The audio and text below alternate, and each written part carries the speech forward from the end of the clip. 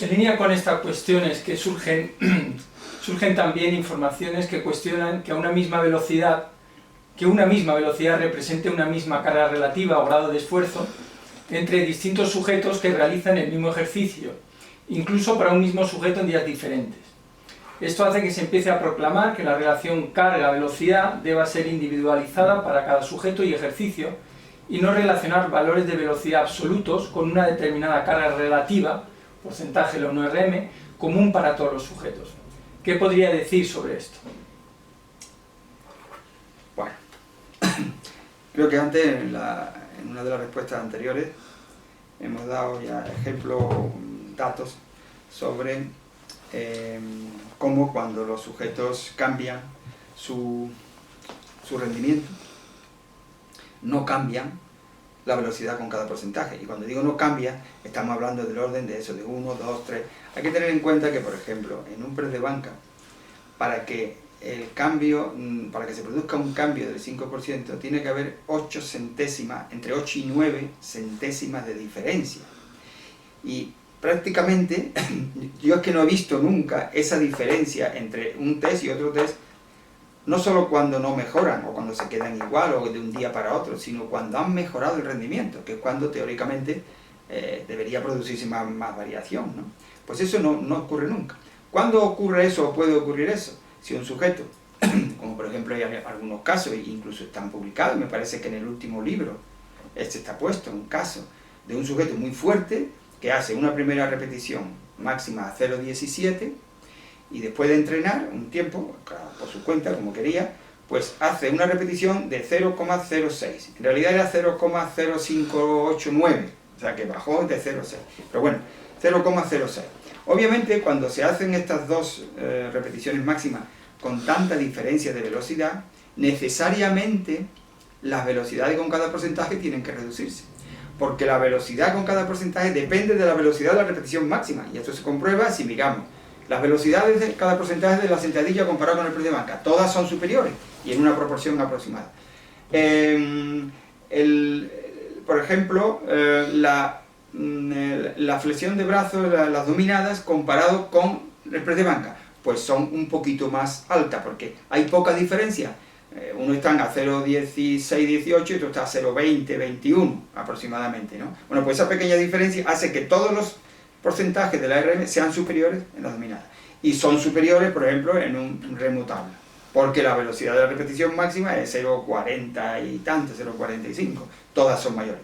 Pues dentro del mismo ejercicio, cuando una RM se realiza con una diferencia tan grande como de 0,6 a 0,17, 0,06 a 0,17, o sea, casi 3 veces más velocidad, pues la velocidad con cada porcentaje tienen que cambiar. Pero eso no es porque el sujeto haya cambiado la velocidad con cada porcentaje, sino que la RM de referencia se ha hecho a una velocidad muy diferente. Por eso, ese es otro de los inconvenientes que tiene medir la RM. Y es que estas dos RM no se pueden comparar.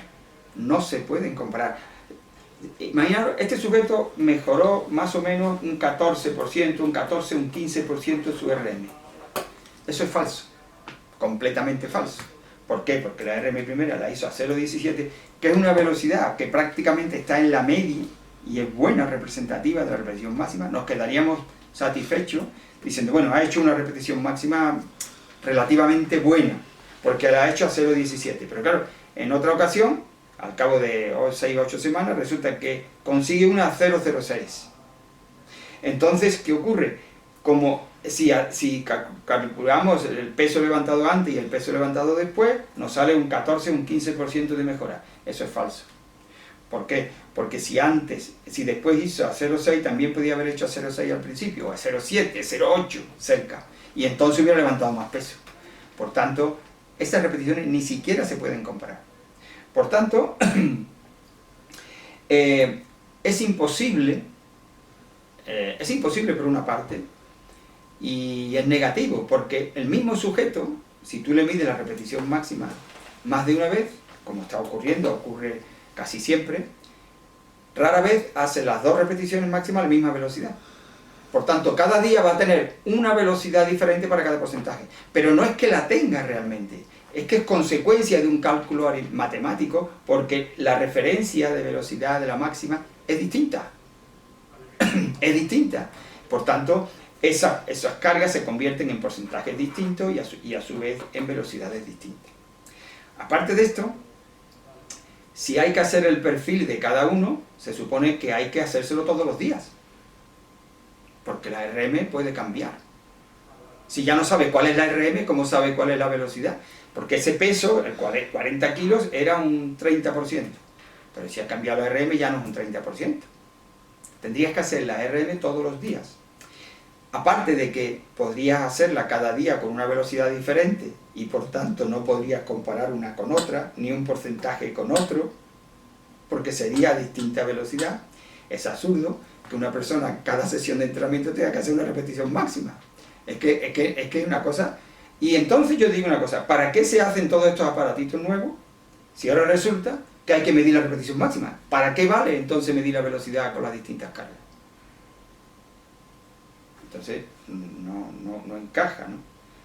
Entonces, como decíamos, no se modifica esto, son cientos de casos, cientos, en los que se observa que no se modifica. Mirad, desde el año 93, cada año se hace aquí una práctica con 2 sujetos. En todos los casos, los sujetos han mejorado el rendimiento y nunca han mejorado la velocidad con más de allá 2 o 3 centésimas con la repetición, con cada porcentaje. Nunca. Y son muchos años. Y después hemos hecho, yo que sé cuántos, aparte de las prácticas de la universidad, las prácticas en otros másteres, yo que sé, son 200, 500 casos, no sé, y todos los estudios en los que en alguna ocasión se ha hecho la repetición máxima, tampoco ha habido modificaciones de ese tipo. Aparte de esto, repito, no tiene sentido hacer la repetición máxima porque cada día le va a ser una velocidad diferente y por tanto los porcentajes con las velocidades con cada porcentaje serán distintas. Si eso no tiene ninguna explicación. Precisamente todo el proceso de aplicación de la velocidad para el control del entrenamiento, para la dosificación del entrenamiento, etc., tiene una ventaja, un objetivo, y es eliminar la necesidad de hacer una RM, por todas las razones que ya hemos explicado muchas veces, ¿no? Y una de ellas importante es que no se mide siempre la misma velocidad, que es un esfuerzo excesivo que no tiene ningún sentido, que no se puede hacer permanentemente para ajustar, y entonces este procedimiento pues viene a solucionar ese problema. No podemos volver otra vez. No, hay que medir la RM, pero ¿cómo vamos a medir la RM cada día? Aparte de que la vamos a medir cada día de una manera diferente. Si ya admitimos que la RM se modifica, pues lo que no se modifica es la velocidad con cada porcentaje. Porque cuando un sujeto mejora un 10%, un 15%, pero resulta que la velocidad con las 2 repeticiones máximas varía muy poco, 1, 2 centésimas, a lo mejor hasta 3 podría llegar, las velocidades con cada porcentaje siguen siendo las mismas. 1, 2, 3 centésimas de diferencia, un poquito arriba, un poco abajo. Si la velocidad del segundo T ha sido mayor, pues a lo mejor sube un poquito. Si ha sido menor, pues normalmente baja un poquito. En general es así. En general es así. Entonces, cuando cambia el rendimiento, cuando cambia la RM, no cambia la velocidad con cada porcentaje. Esto es lo que está dicho incluso en ese libro, ¿no? Y nos basamos en